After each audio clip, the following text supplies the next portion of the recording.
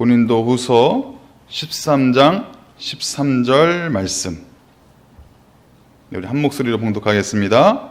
주 예수 그리스도의 은혜와 하나님의 사랑과 성령의 교통하심이 너희 무리와 함께 있을지어다. 아멘. 네, 오늘은 웨스터민스터 신앙고백 세 번째, 하나님과 삼위일체, 거룩한 삼위일체 하나님에 대해서 함께 공부하는 시간을 갖도록 하겠습니다. 여러분, 제가 학창시절에 수학을 잘했을까요? 못했을까요? 잘했으면 이렇게 얘기를 안 하죠. 혹시 여기 수학 선생님들 계십니까? 저는 수학 선생님만 보면 무서워져요. 수학이 너무너무 고통스러웠고 수학이 너무 힘들었던 기억이 있습니다. 그런데 수학을 잘하는 비결이 있더라고요. 뭐냐면 공식을 제대로 외우는 거예요. 앞뒤 따지지 말고 공식을 착 외웠다가 그 문제가 나오면 그 공식을 딱 대입해서 문제를 풀어갈 때 수학을 잘할 수 있다.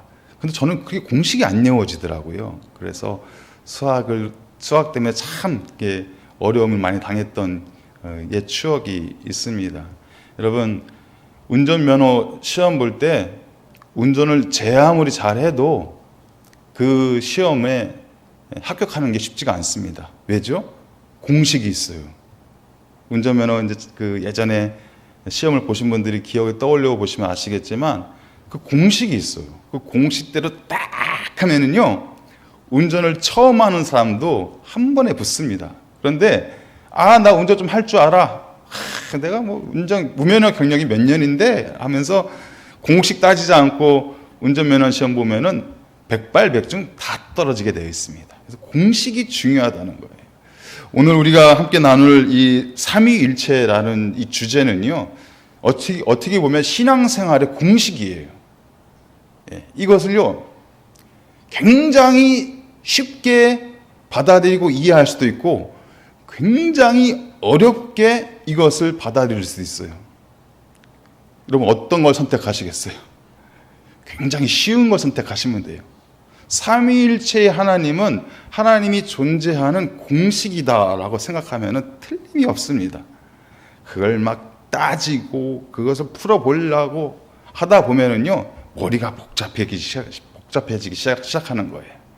그래서 오늘은 물론 이 내용을 통해서 우리가 삼위일체 하나님이 이런 분이구나라는 것을 우리가 알아가는 것도 참 소중한 의미겠지만은 그냥 여러분의 영적인 그 믿음 생활 속에 공식처럼 외워두시면 돼요. 하나님은 삼위일체로 존재하시는 분이시구나. 그래야만 이 삼위일체에 대한 분명한 확신과 이해가 있어야만 이 성경이 해석이 돼요. 삼위일체의 하나님에 대한 분명한 인식이 없이는 이 성경 말씀 하나하나가 해석되는 게 쉽지가 않습니다.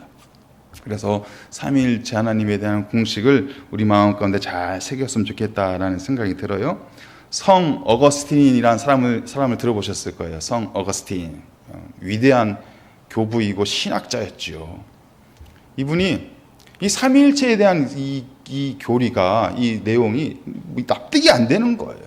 그래서 맨날 며칠을 고민하면서 하루는 저 해변가에 가가지고 해변을 왔다 갔다 하면서 도대체 삼위일체의 교리가 납득이 안 되고 이해가 안 되니 이걸 어떻게 할까 하다가 지나가고 있었는데 마침 그 해변가에 한 꼬마 아이가 그 해변에 구멍을 내가지고 이 조개 껍질로 바닷물을 그 구멍에다 딱 붓는 거예요. 그래서 그 어거스틴이 가서 물어봤어요. 꼬마야, 저 뭐하니? 제가요, 이 조개 껍질로요, 이 바닷물을 다 이 작은 구멍에다가 다 넣고 있어요. 꼬마가 그 얘기를 하는 거예요. 그러니까 어거스틴 입장에서 보면 말이 안 되잖아요. 아이야, 그거는 절대로 일어날 수 없는 일이야. 네가 절대로 할 수 없는 일이야. 어떻게 이 넓은 바닷물을 이 작은 조개를 가지고, 껍질을 가지고 이 작은 구멍에 다 넣을 수가 있니? 이렇게 이야기를 했어요. 그랬더니 꼬마가 이 어린아이가 뭐라고 대답하냐면은 맞아요, 맞아요. 지금 선생님이 고민하고 있는 삼위일체 그 내용이 바로 이와 같은 모습이에요. 넓고 넓은 바다와 같은 하나님을 내 작고 작은 지식을 가지고 작은 나의 삶의 구멍 속에 그것을 퍼다 넣으려고 하니 그것이 납득이 되지가 않는 것이고 이해가 되지 않는 것이고 풀어지지가 않는 것이죠. 그러더니 그 꼬마가 어느 순간 싹 사라졌어요. 그래서 어거스틴이 그때의 깨달음으로 삼위일체라는 이 교리가 하나님의 속성이 바로 이와 같은 것이구나. 내 작은 식견으로, 내 작은 경험으로 그 하나님의 넓고 넓은 모습을 담아낼 수가 없구나라는 것을 깨닫게 되었지요. 오늘은 먼저 삼위일체에 대해서 우리가 배울 때 우리가 웨스터민스터 신앙 고백의 2장에 대한 내용인데요. 이 2장은 총 3개의 주제로 되어 있어요. 3개의 주제. 첫 번째는 하나님은 어떤 분인가? 하나님은 어떤 분인가? 두 번째는 하나님과 우리 피조물과의 관계는 어떤 관계인가? 그리고 세 번째가 삼위일체 하나님은 어떤 분인가? 이것을 이제 3장에서 또 우리 2장에서 3개의 주제로 설명을 하고 있습니다. 여러분들이 생각하는 하나님은 어떤 하나님이십니까? 우리 아까 찬양도 그렇게 했지만 좋으신 하나님. 하나님만 생각하면 너무 좋아요. 또 어떤 하나님 계세요? 사랑의 하나님. 늘 하나님이 우리를 사랑하시고 나를 사랑하시고 그 사랑을 무한대로 베풀어 주시는 것 같아요. 또 어떤 하나님 있으세요? 여러분들이 아시는 하나님? 용서의 하나님. 어떤 잘못을 해도 어떤 실수를 해도 하나님 앞에 나와서 자복하고 회개하면 하나님이 다 용서해 주세요. 그래서 그 마음의 죄악의 찌꺼기들이 사라지는 것 같아요. 그 용서의 하나님도 있고. 또 어떤 하나님을 알고 계십니까? 전능하신 하나님. 그렇죠. 예, 전능하신 하나님. 우리가 기도하면 하나님의 전능하신 능력으로 우리의 기도를 간섭하시고 들으시고 응답해 주시는 전능하신 하나님. 또 위로의 하나님. 너무 좋잖아요. 위로의 하나님. 내가 외로울 때, 내가 슬플 때, 내가 아플 때 그때마다 주님만 부르면 왠지 마음이 풀려지는 것 같아요. 사람들한테 받은 상처가 사라지는 것 같아요. 위로의 하나님. 또 치유의 하나님. 병든 자를 낫게 하시는 치유의 하나님도 우리가 알고 있는 하나님이죠. 여러 하나님. 아마 여러분들이 삶을 살아오면서 신앙생활을 하시면서 수많은 하나님의 속성을 경험을 하셨고 만나셨으리라 믿습니다. 그런데 문제는 우리의 언어로 하나님을 다 표현할 수가 없다라는 거예요. 이 지구상에 있는 모든 언어를 다 동원해서 모든 단어를 총동원해서 표현을 한들 하나님을 절대적으로 모든 하나님의 모습을 표현을 할 수 없다. 그것이 우리의 한계다라는 것입니다. 자, 그래서 웨스터민스터 신앙고백 제1랑 그 2번에 있는 1항에서 하나님을 어떻게 설명을 하고 있는지 우리 한 목소리로 한번 쭉 한번 읽어보겠습니다. 1항입니다. 살아계시고 참되신 하나님은 한 분뿐이시다. 그의 존재는 무한하시고 완전하시고 가장 순결하신 영이시다. 볼 수 없고 육체를 가지지도 않고 어떤 것의 부분이 되시거나 성정을 가지지도 않으신다. 그는 또한 변치 않으시고 광대하시고 영원하시고 측량할 수도 없다. 전능하시고 가장 지혜로우시고 가장 거룩하시고 가장 자유하시고 절대하시며 모든 일을 자기의 영광을 위하여 불변하고 의로우신 뜻의 계획을 따라 행하신다. 그는 사랑이 가장 많으시고 은혜롭고 자비롭고 너그러우시며 선과 진리에 충만하시고 부정과 위법과 죄를 용서하신다. 자기를 열심히 찾는 자에게는 상을 주신다. 그뿐만 아니라 그의 심판은 가장 정의롭고 무섭다. 모든 죄를 미워하시고 결코 죄책을 면제하지 않으신다. 네. 하나님의 속성을 이렇게 짧은 글 안에 일목요연하게 잘 정리가 되어 있습니다. 여기에 정리된 내용에서 나는 인정할 수 없다. 나는 도저히 이 글귀에 나는 인정할 수 없다라고 생각되는 글귀가 있으십니까? 하나도 없으시죠? 다 동의하시죠? 예, 여러분들이 알고 계신 하나님이 바로 이런 하나님이신 거예요. 여러분들의 머릿속에, 여러분들의 마음속에, 여러분들의 인생 속에 나타나셨던 하나님이 바로 이런 하나님으로 우리에게 나타나시고 또 우리와 지금 함께 하시고 영원토록 우리와 함께 하시는 하나님이다라는 것입니다. 먼저 우리가 볼 것은 하나님은 한 분이십니다라는 거예요. 하나님은 한 분이시다. 이제 인류가 쭉 지나오면서 여러 가지 신관을 가지고 있어요. 신관. 처음에 나왔던 것이 애니미즘. 그러니까 이 모든 자연 세계가 다 신이에요. 길밭에 있는 돌덩이도 신이고, 들판에 있는 꽃들도 신이고, 산에 세워져 있는 나무도 신이고, 바위도 신이고, 그래서 산에 올라가서 바위에 절하고, 그게 무속신앙이잖아요.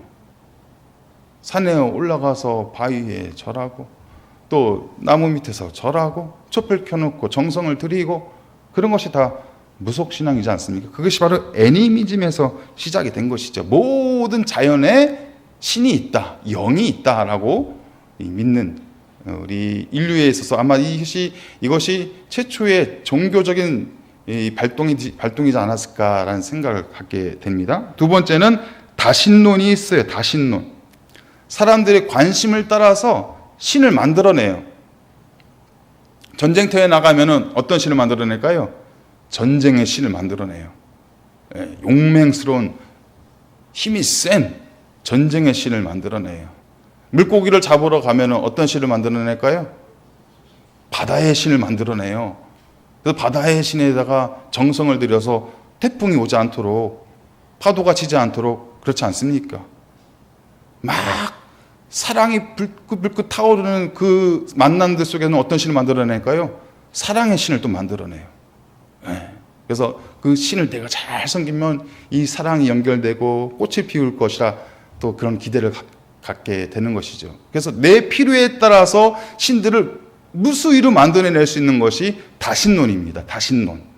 또 그 다음에 나오는 것이 단일신론이에요. 단일신론. 단일신론은 뭐냐면 여러 가지 신들이 있는데 그 중에 내가 하나를 선택해서 섬기는 거예요. 세상에 여러 신들이 있는데 그 중에 내가 하나를 선택해서 믿는 활동이 그것이 단일신론입니다. 그래서 이런 여러 가지 신관을 가지고 우리 사람들이 살아왔고 인류의 역사가 진행이 되었던 거예요. 그러면 성경에서 말하는 신관은 무엇일까요? 유일신론이에요. 유일신론. 유일신론의 핵심이 뭡니까? 하나님 외에는 신은 없다. 하나님만이 참 신이다. 이것이 바로 유일신론이다 라는 것입니다. 그래서 웨스트민스터 신앙고백에서도 그것을 분명히 하고 있는 거예요. 하나님은 한 분이시다. 한 분이시다. 신은 한 분이시다. 그 이외의 모든 신들은 사람의 필요에 의해서 만들어 놓은 존재들 뿐이다. 그것을 분명히 하고 있습니다. 두 번째는 하나님은 독립자존하는 분이십니다 라고 말씀하고 있어요. 이것이 하나님과 우리 피조물 간의 분명한 차이를 말하는 거예요. 하나님은 스스로 있으신 분, 스스로 존재하는 분이에요. 사람은요, 자존하는 존재가 아니라 의존적인 존재예요. 의존적인 존재. 이 자리에 한 분이라도 내가 엄마, 아빠 없이 이 땅에 태어나신 분 계세요? 제가 업어드릴게요. 엄마, 아빠 없이 이 세상에 태어나신 분 없을걸요? 의존적인 존재라니까요. 반드시 엄마, 아빠가 있어야만 그분들을 의존해서 내가 이 땅 가운데 태어날 수 있는 거예요. 또 이렇게 많이 장성하셨잖아요. 내 홀로 인생을 살아오셨습니까? 여러분들이 어린 시절을 한번 떠올려 보시길 바라요. 필요할 때, 내가 무엇인가 필요할 때 내가 말하지 않아도, 표현하지 않아도 그 필요한 것을 아시고 공급해 주셨던 부모님의 손길들이 있으셨잖아요. 철저하게 의존적인 존재예요. 그러면 부모님은 그냥 뭐 떡하니 생기셨을까요? 그 위에 또 할아버지 할머니가 계셨기 때문에 우리의 부모님들이 존재할 수 있는 거 아니겠습니까? 사람은 철저하게 의존적인 존재다. 그런데 하나님은 자존하시는 분이다. 하나님 앞에 부모가 필요할까요? 하나님이 누가 옆에 와서 도움을 줘야만 하나님이 존재할 수 있을까요? 하나님은 그런 분이 아니다는 거예요. 하나님은 스스로 존재하는 분이다. 누구의 도움도 필요 없는 거예요. 누구의 간섭도 필요가 없어요. 누구의 영광도 필요가 없어요. 하나님은 스스로 빛을 내시는 분이고 하나님은 스스로 존귀하신 분이시기 때문에 자존하시는 분이다. 독립자존하는 분이다라는 것을 우리가 알 수가 있죠. 또 세 번째, 하나님은 알 수는 있으나 다 이해할 수 없는 불가해성을 가지고 계십니다. 하나님을 온전히 다 알 수는 없다라는 거예요. 쉽게 말씀드렸어요. 우리가 하나님을 알아가는 것 뿐이지 내가 아는 하나님이 하나님의 전부가 아니라는 거예요. 내가 만난 하나님이 하나님의 전부가 아니라는 거예요. 여러분, 그런 생각을 갖다 보면 우리가 교만해지기 시작해요. 내가 만난 하나님이 최고야. 내가 알고 있는 하나님이 최고야. 그래서 그것이 잣대가 되고 기준이 되어서 상대방의 신앙생활을 우리가 정죄하기 시작한다는 것이죠. 그렇지 않아요. 내가 알고 있는 하나님은 하나님의 일부입니다. 이 말씀처럼 우리가 하나님은 알아갈 수는 있어요. 하지만 그분에 대한 모든 것은 알 수가 없다. 조나단 에드워드 목사님이 이렇게 말씀하셨어요. 가까이 다가가지 못할 빛에 거하시는 하나님. 가까이 다가가지 못할 빛에 거하시는 하나님. 쉽게 말씀드려서요. 햇볕이 정오에 하늘 꼭대기에 또 해가 떠올라서 온 세상이 환한 그 시간에 내가 손전등을 들고 밖에 나가서 빛을 비춘들 그 손전등이 그 역할을 할 수 있을까요? 아무 의미가 없는 거예요. 아무 의미가 없는 거예요. 우리가 어떤 지식을 갖던 어떤 능력을 갖던 어떤 기술을 갖던 그것을 가지고 하나님 앞에 나아가서 하나님의 영광의 빛을 대신할 수 있을까요? 아무 의미가 없다는 거예요. 아무 의미가 없다는 거예요. 여러분, 그 태양 앞에 그 뭐 어떤 존재가 필요하겠습니까? 얼마 전에 프랑스에서 인공 태양을 만들었대요. 이 핵분열을 통해 가지고 최고의 기술이죠. 그 기술을 통해서 인공 태양을 만들었어요. 그래서 1억 도가 되는 온도를 만들어내서 그것을 1337초를 유지했다고 해요. 그래서 세상에 난리가 났어요. 얼마 전에 뉴스에 나왔어요. 난리가 났어요. 1337초를 유지를 했는데 난리가 났어요. 근데 알고 보니까 1억 도가 아니라 5,000도씨였어요. 5,000도씨도 굉장히 뜨거운 온도니까 5,000도씨를 가지고 1337초를 유지했다고 난리가 난 거예요. 여러분, 태양이 지금 얼마 동안 지금 타오르고 있어요? 계산 한번 해보세요. 몇 초인지. 우리가 아무리 그 기술, 높은 기술을 가지고, 과학 기술을 가지고 자랑한들 하나님의 창조의 세계, 하나님의 질서 가운데 나아가면요, 견줄 수가 없다는 거예요. 아무런 의미가 없다는 거예요. 그게 바로 이런 의미입니다. 우리는 하나님을 알아갈 수는 있지만 하나님을 모든 것을 완전히 알 수는 없다. 네 번째는요, 하나님은 영이십니다 라고 말씀하고 있어요. 하나님은 영으로 존재하시는 분이에요. 그래서 우리가 볼 수도 없고 만질 수도 없는 거예요. 혹시 지난밤에 하나님을 보신 분 계십니까? 지난밤에 하나님을 만지신 분이 계십니까? 그분은 이 세상 사람이 아니라 하늘나라에 계신 분이에요. 우리는 하나님을 볼 수 없어. 하나님은 어떤 분이시기 때문에 영으로 존재하시는 분이기 때문에 우리는 하나님을 만질 수도 없고 볼 수도 없다라고 했어요. 그런데 하나님을 임재하심을 통해서 우리에게 보여주잖아요. 예. 호렙산에서 모세에게 나타났던 하나님 어떻게 나타나셨어요? 그 모세 앞에 나타난 불타는 떨기나무를 통해서 하나님의 임재가 나타났잖아요. 그것을 경험했잖아요. 그렇게 하나님은 그런 방법으로 우리에게 드러내시는 분이시지 본인이 직접 우리 앞에 눈앞에 나타나거나 우리가 손으로 만질 수 있는 분은 아니다라는 것입니다. 다섯 번째, 하나님은 무한하신 분이십니다. 하나님의 섭리와 하나님의 역사하심과 하나님의 능력은 결코 제한되지 않는다. 우리의 모든 방법을 동원해서도 하나님의 능력을, 하나님의 섭리를 제한할 수 없다라는 것이 바로 이 의미입니다. 그래서 하나님은 무한하신 분이다. 그래서 하나님이 이 땅을 창조하시고 또 이 땅의 질서를 운행하시잖아요. 오늘 새벽에도 이 말씀으로 잠깐 말씀을 나눴는데 창세기 1장 1절 태초에 하나님이 천지를 창조하셨어요. 그렇죠? 그럼 창세기 1장 2절은요. 하나님의 영이 수면에서 운행하신다 그랬어요. 운행하셨다.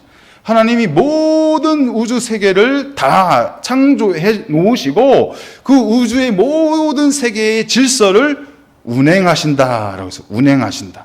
이 운행하신다의 의미가 두 가지 의미가 있는데요. 첫 번째는요. 그 질서 가운데 개입을 하신다는 거예요. 철저하게. 그러니까 하나님의 계획과 섭리 없이 이 우주의 질서가 흘러갈 수가 없다는 거예요.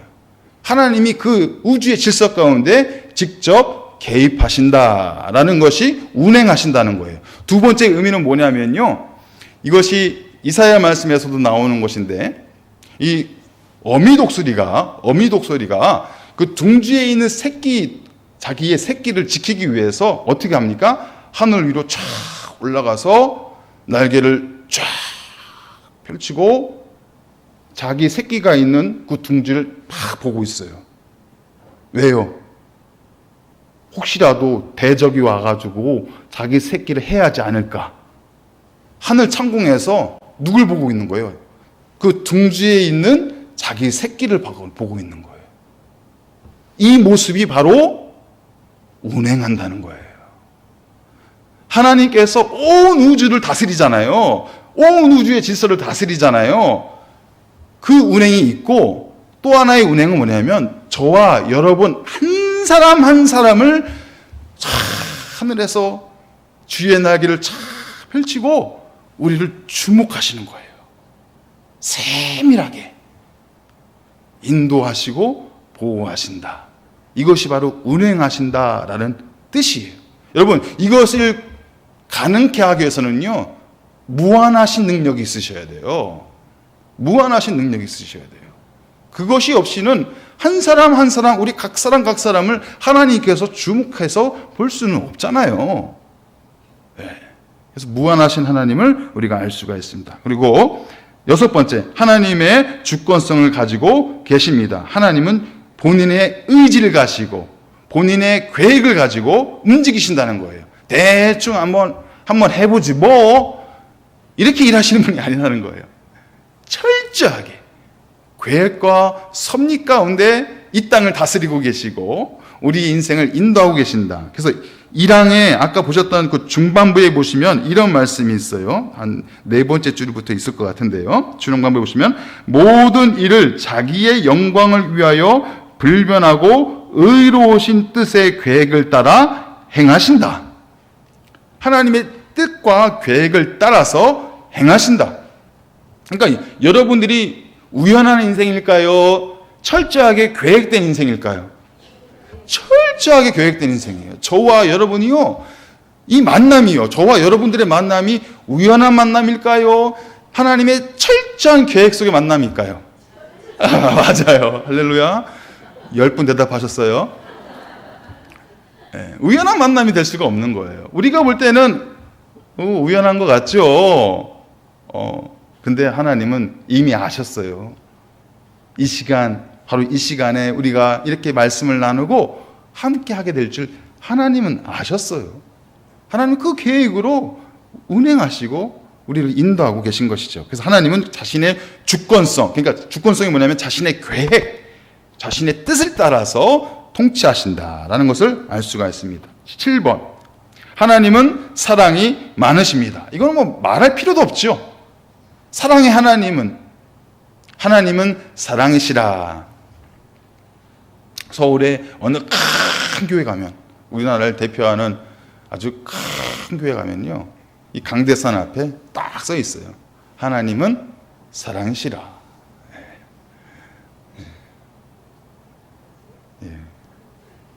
더 하고 싶은 말이 있는데 하나님은 사랑이시라 써 있어요.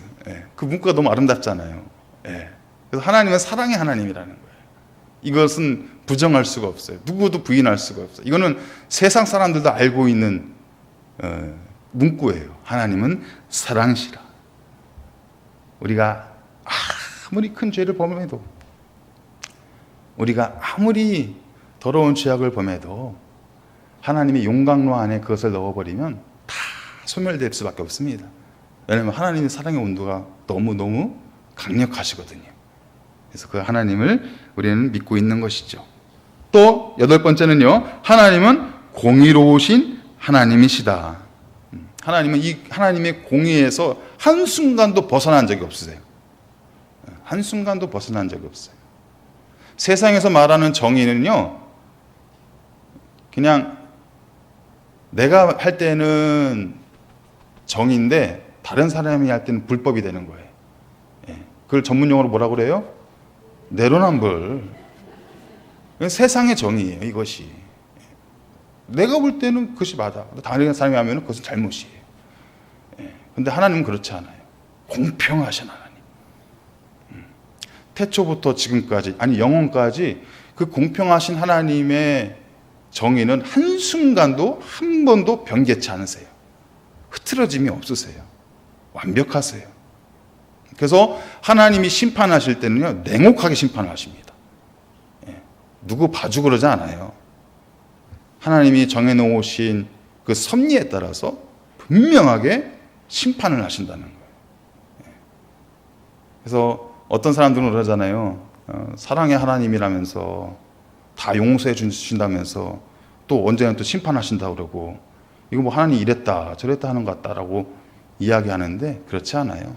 하나님의 사랑과 하나님의 공의는요, 한 짝이에요. 짝이에요. 예전에 어떤 공정하고 정의로운 재판관이 있었습니다. 이 재판관이 법을 철저하게 지키고 아주 공평하게 또 정의롭게 재판을 하는 사람으로 알려졌지요. 그런데 어느 날 그 법정에 죄인이 끌려왔어요. 그런데 그 죄인을 봤더니 깜짝 놀라는 거예요. 자신의 아들이 큰 죄를 저지르고 그 재판장에 끌려온 거예요. 그리고 자신 앞에 서 있는 것입니다. 수많은 사람들이 과연 어떤 재판을 내릴까, 어떤 판결을 내릴까 궁금했어요. 그런데 이 재판관이 역시나 아주 공평하게, 아주 확실하게 그 법률에 맞게끔 그 아들을 향해서 판결을 내렸어요. 아주 중한 판결을 내렸지요. 최고의 법정 최고형을 판결을 내렸습니다. 그리고 나서 이 재판관이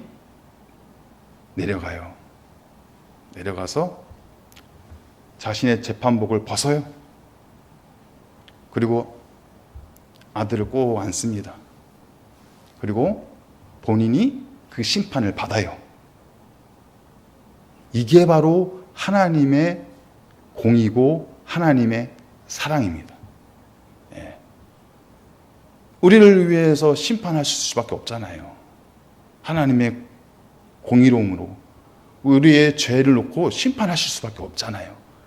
그런데 어떻게 심판하셨어요? 독생자 예수 그리스도를 우리에게 보내주셔서 우리의 죄값을 대신하여 치르시고 우리를 용서하시고 구원하셨잖아요. 요게 하나님의 사랑과 하나님의 공의입니다. 이 한 짝이에요, 사실은. 그래서 우리가 잘 이해했으면 좋겠습니다. 세 번째, 또 하나님과 피조물 간의 관계성 보겠습니다. 우리 2항 한번 읽어볼까요? 시작. 하나님은 모든 생명과 영광과 성과 복을 자기 안에 스스로 가지고 계신다. 하나님은 자신 안에 있어서나 자신에 대해서나 모든 면에 있어서 자족하시다. 피조물에서 보충을 받아야 하거나 무슨 영광이 피조물에서 나오는 것이 아니라 모든 피조물 안에서나 피조물을 통해서나 또는 그것에 대해서 또는 그 위에서 자기의 영광을 나타내신다. 하나님만 모든 존재의 근원이 되신다. 만물이 주에게서 나오고 주로 말미암고 주에게로 돌아간다. 그는 무엇이든지 자기가 기뻐하시는 대로 모든 것을 주관하시고 사용하시고 보호하시고 명령하신다. 그의 앞에서는 모든 것이 노출된다. 그의 지식은 무한하고 틀림이 없고 피조물에 의존하지 않는다. 그러므로 하나님에게는 우연한 것이나 불확실한 것이 하나도 없다. 모든 계획이나 역사나 명령에 있어서 가장 거룩하시다. 천사나 사람이나 또는 모든 피조물이 드리는 예배나 봉사나 복종은 하나님에게 돌려야 하며 또한 하나님은 그것들을 기뻐 요구하신다. 아멘. 첫 번째, 하나님은 피조물로부터 독립자존하신다. 좀 전에 하나님은 독립자존하신 분이라고 우리가 배웠어요. 그런데 여기는 또 하나가 들어가죠. 피조물로부터. 이게 뭐냐면 하나님은 독립해서 자존해서 스스로 존재하시는 분인데 이 피조물의 영향을 받지 않으신다는 거예요. 우리가 아무리 하나님을 방해하고 하나님을 회방해도 하나님의 창조의 질서는 훼손되지 않는다는 거예요. 피조물로부터의 영향을 받지 않는다는 거예요.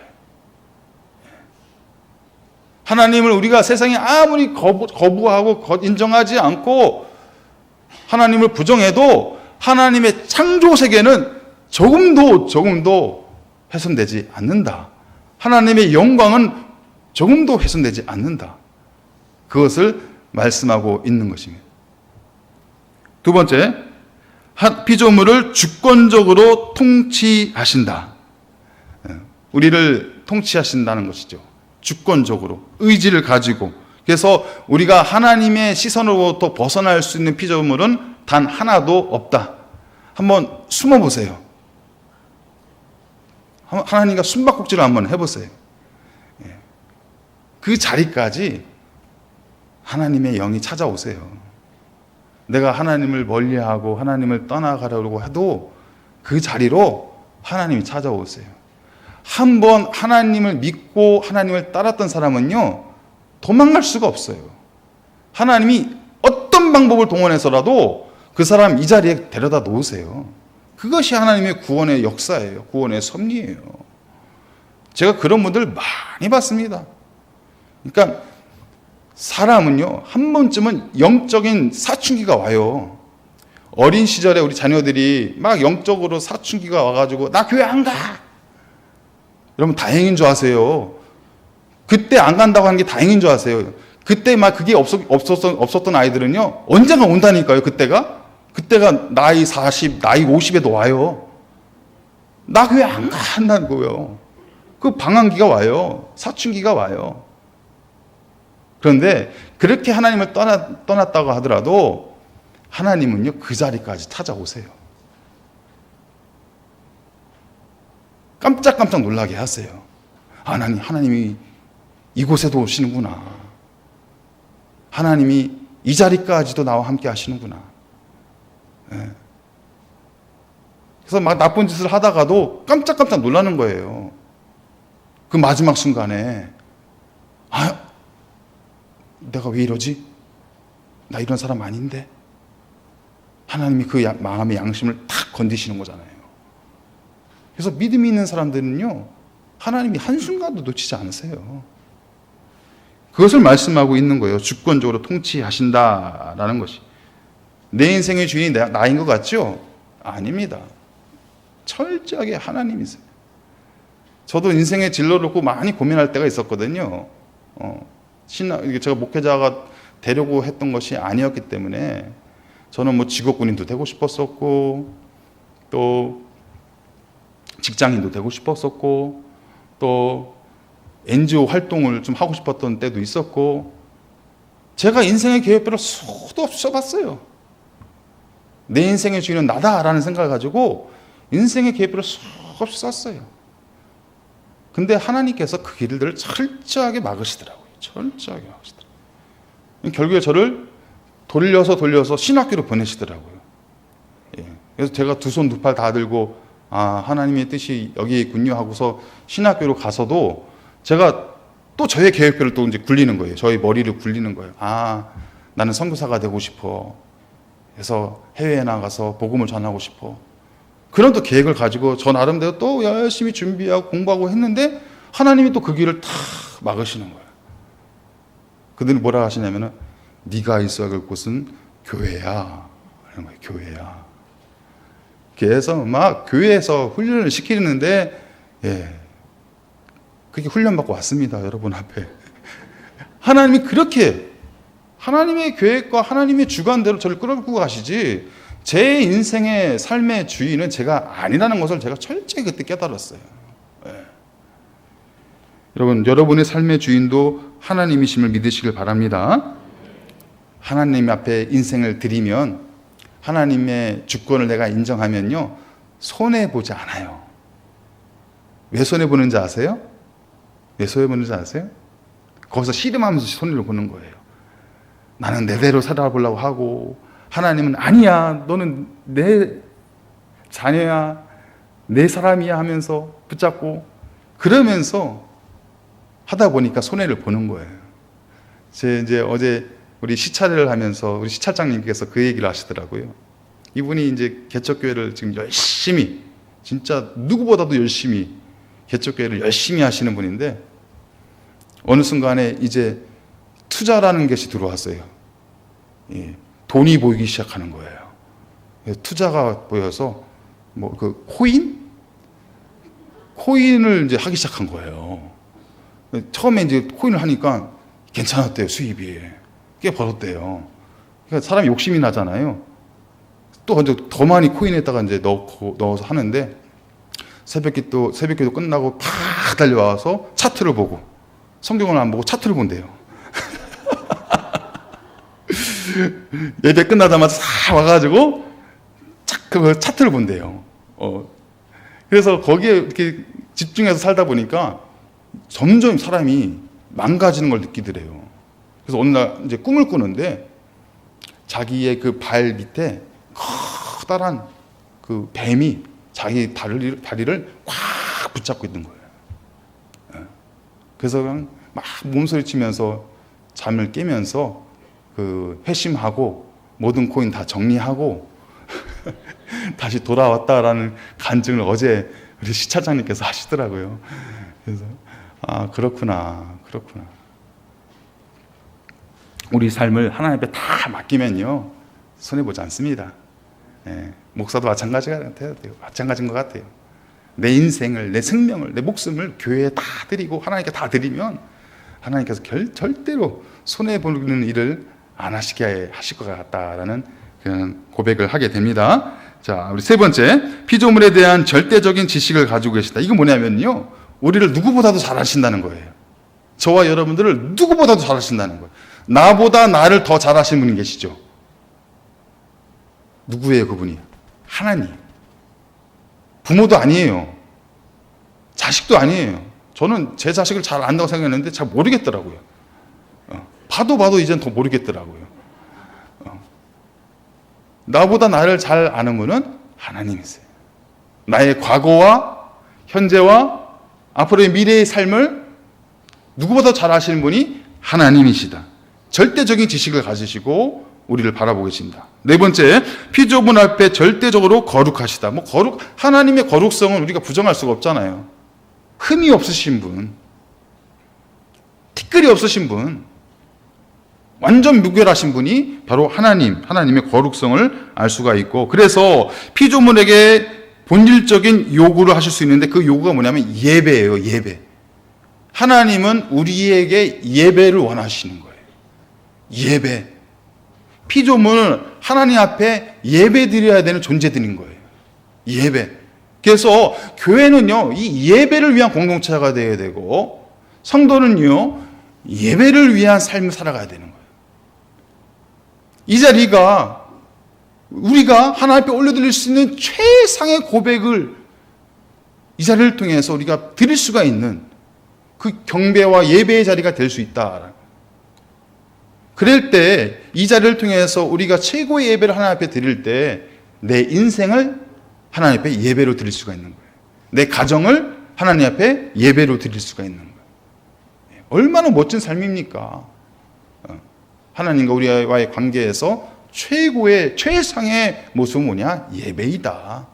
하나님은 그걸 기다리고 계시다. 그것을 말씀을 하고 있는 것이죠. 네 번째, 삼위일체입니다. 마지막 세 번째 항인데요. 한번 세 번째 항을 읽어보겠습니다. 3항 시작. 한 본체와 한 권능과 한 영원성을 지니시는 세 위격들, 즉 성부 하나님, 성자 하나님, 성령 하나님이 존재하신다. 여러분, 교회사를 보면 종말론 다음으로 많은 이단들이 발생하는 것이 이 삼위일체입니다. 삼위일체. 하나님은 본질적으로 한 분이시고 그 한 분 안에 세 분의 위격으로 존재하시는 분이시다. 그래서 이 세 분의 위격이 그 안에 존재한다고 하니까 또 오해를 하세요. 그러면은 하나님 한 분 안에 성부 하나님이 한 33% 정도, 성자 하나님이 한 33%, 성령 하나님이 33%, 그러면 99%잖아요. 그 1%는 그냥 대충 아무거나 끼워놓고 이렇게 존재하시나? 그게 아니에요. 한 분, 본질상 한 분 하나님 안에 100%의 성부 하나님, 100%의 성자 하나님, 100%의 성령 하나님으로 존재하시는 분이 하나님이세요. 이것이 바로 하나님의 속성입니다. 이것을 우리가 믿어야 된다는 것이. 그래서 그 1번을 보시면 하나님은 일체 곧 한 분이시지만 삼위로 존재한다. 원 에센스, 본질이죠. 본질적으로 한 분이지만 but three parts of the one substance. 그러니까 본질적으로는 한 분이시지만 각각의 실체를 가지신, 독립된 실체를 가지신 세 분의 위격으로, 인격으로 존재하시는 분이 하나님이시다. 그것이 하나님의 모습인 거예요. 그런 게 어디 있어요? 그런 게 있다니까요. 하나님이 그렇게 존재하신다는데 우리가 그거에 대해서 왜 의심을 하고 그것에 대해서 우리가 자꾸 질문을 해요. 하나님이 그런 분이라는데. 2번 보시면 인간이 이해할 수 없는 신적인 신비의 영역이고 그렇기 때문에 설명이 불가능한 것이다. 그래서 이것을 한번 풀어보려고 막 발버둥 치다가 결국에는 이단으로 빠지는 분들이 많이 있다는 거예요. 간단해요. 하나님은 한 분이세요. 한 분. 본질상 한 분이세요.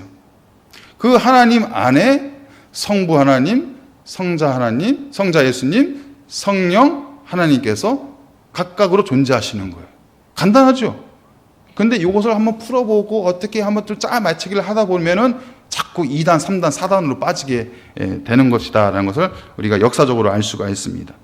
그 역사적인 오해가 뭐냐면 동태적 군주신론, 이런 또 삼위일체를 해석하는 방법이 있는데요. 이것으로 인해서 나오는 문제가 뭐냐면 예수는 불완전한 존재다라는 것이 여기서 등장을 하게 돼요.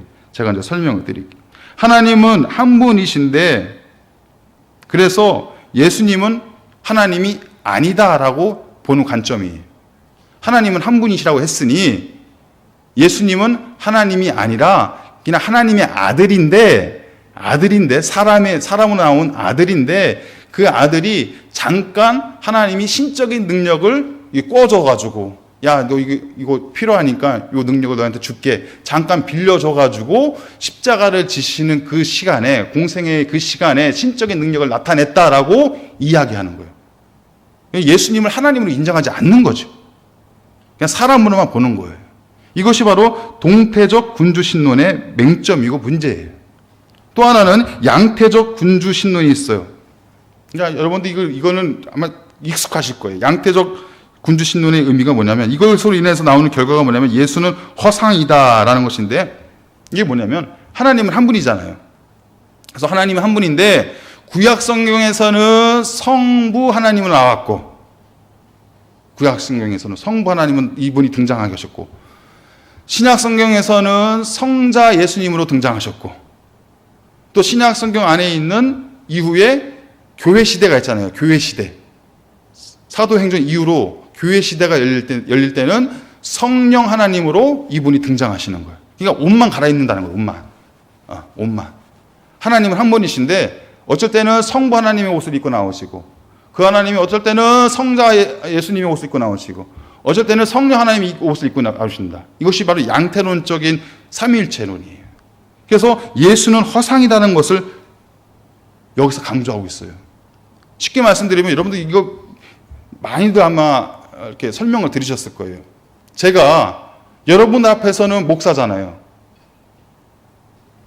제 아내 앞에서는 제가 누구예요? 남편이죠. 제 자식들 앞에서는 제가 누구예요? 아버지잖아요. 그러니까 이렇게 설명을 하는 거예요.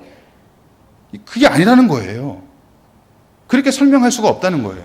하나님은 그런 분이 아니라는 거예요. 하나님은 본질상 한 분이시지만 그 안에 성부, 성자, 성령이 각각의 위격으로 존재하시는 분이시지, 그분이 필요에 따라서 옷만 갈아입고 등장하시는 분이 아니다라는 것을 우리가 알아야 된다는 거예요. 그런 삼위일체론을 많이들 설명할 때가 있습니다.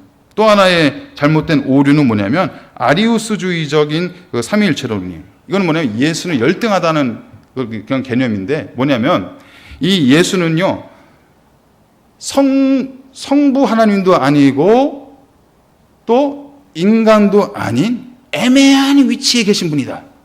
이런 관점이에요. 예수님이라는 존재가 하나님도 아니고 인간도 아닌 애매한 관점에서, 그 경계선에서 존재하시는 분이다. 그래서 하나님보다는 열등한 존재다. 이렇게 해석을 하는 것이 바로 아리우스적인 해석 방법입니다. 여러분, 이 세 가지가 다 잘못된 거예요. 다 잘못된 거예요. 복잡하시죠? 간단해요. 하나님은 한 분이세요. 그 한 분 하나님의 안에는 세 분의 위격의 하나님이 존재하세요. 성부 하나님, 성자 하나님, 성령 하나님이 존재하시는 거예요. 그래서 우리가 이해하면 됩니다. 삼위의 근원, 세 번째 사망 후반부 부분인데 한번 읽어보겠습니다. 시작. 안목으로부터 오지 않고 출생되지도 않고 출현하지도 않으신다. 성자는 성부로부터 영원히 출생되신다. 성령은 성부와 성자로부터 영원히 출현하신다. 자, 하나님은, 성부 하나님은 근원 자체예요. 근원 자체. 그리고 성자 하나님은 성부 하나님부터 나셨다라는 표현을 써요. 나셨다. 그리고 성령 하나님은 성부 하나님과 성자 하나님으로부터 나오셨다라는 표현을 써요. 그것이 바로 그 기록에 있는 것처럼 영원 출생 또 영원 발출이라는 의미를 갖고 있는 거예요. 그러면 우리가 이렇게 또 잘못 해석을 할 수 있어요. 이것을 우리 인간적인 관점으로 성자 하나님이 성부 하나님부터 나오셨으니 이것이 종속관계가 되는 것이 아닌가? 성부 하나님이 더 뛰어나신 분 아니야? 성령 하나님이 성부와 성자께서 내보내셨다고 하니 성령 하나님은 제일 순위적으로 밑에 있는 분이 아니야? 이거는 우리의 관점, 시간적인 관점인데, 그래서 중요한 것이 뭐냐면요, 그 앞에 붙어있는 영원이에요. 영원의 관점이에요. 우리는 영원의 관점으로 그걸 보는 게 아니에요. 우리는 시간의 제약으로, 시간의 관점으로 하나님을 보다 보니까 종속관계가 되는 것 같은데 그게 아니라는 거예요. 이미 그렇게 존재하셨다는 거예요. 영원 전부터 하나님과 예수님과 성령님이 그렇게 존재를 하셨다는 거예요. 이건 무슨 종속관계를 따질 수가 없다는 거예요. 그래서 하나님과 예수님과 성령님은 동등하신 분이다. 그 지위는 동등하신 분이다. 이것이 바로 마지막에 보시면 본질적 삼위일체, 그것을 말하는 거예요. 동등하신 분이다. 동등하신 분이다. 그런데 그 역할은 다르다. 그것이 바로 경세적 삼위일체는 거예요. 하나님, 성부 하나님, 성자 하나님, 성령 하나님은 동등하신 분이에요. 삼위일체 하나님으로서 동등하신 분인데 그분들의 역할이 나누어져 있다. 그것이 경세적 삼위일체다. 역할이 나눠져 있을 뿐이지 그것이 등급이 매겨져 있거나 계급적으로 이게 구분이 되는 것이 아니라는 거예요. 지위가 나눠져 있다는 것이 아니라는 것입니다. 그 세 분은 동일하신 분이신데 그분이 우리에게 각 역할로 나타나시는 하나님. 그 하나님을 우리가 삼위일체 하나님이다라고 설명할 수 있는 것입니다. 그리고 이 세 분이 어떤 관계로 존재하시느냐, 이게 핵심이에요. 성부, 성자, 성령이 어떤 관계로 존재하고 계시냐? 사랑의 관계라는 거예요. 사랑의 관계. 사랑의 관계. 그래서 성부 하나님이 명령하시고 성자 예수님께서 그 명령에 복종하시고 성령 하나님께서 그 명령을 실행하시는 거예요. 어떻게 실행하시고 어떻게 복종하실까요? 이게 포인트입니다. 자발적으로. 자발적으로. 우리가 누군가의 이야기를 듣고 내가 자발적으로 움직인다면 내가 그 사람을 좋아하는 거에 싫어하는 거예요. 좋아하는 거잖아요. 좋아하는 거잖아요. 그 사람이 굳이 뭐 얘기 안 해도 내가 자발적으로 그 사람을 위해서 희생하고 봉사하고 그 사람을 위해서 어떤 일인가를 할 때 내가 그 사람을 좋아하는 거잖아요. 사랑하는 거잖아요. 그러니까 자발적으로 움직이는 거예요. 제가 이 얘기를 꼭 하고 싶은데 약간 좀 불쾌한 이야기라서 할 수가 없는데 할까요?